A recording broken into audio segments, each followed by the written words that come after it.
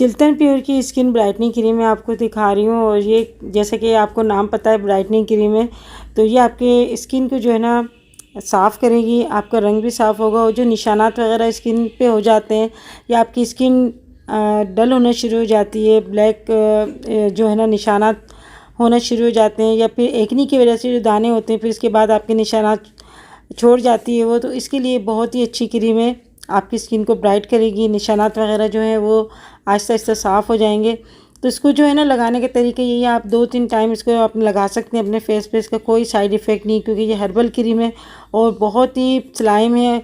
और ये जो है ना अपने हाथ पे, नेक पे और फेस पे आप लगाएं, इंशाल्लाह आपकी जो भी आपकी स्किन पे जो दाग धब्बे हो रहे हैं ना वो रिमूव होना शुरू हो जाएंगे। चंद दिन बाद आपको इसका रिज़ल्ट आना शुरू हो जाएगा। तो मुझे तो ये बहुत ही अच्छी लगी। अगर आप मंगाना चाहते हैं तो इसका लिंक मैं अपनी डिस्क्रिप्शन बॉक्स में दूँगी। 10 शबाना लिख के आप मंगवाएंगे तो आपको 10% आपको डिस्काउंट भी मिल जाएगा।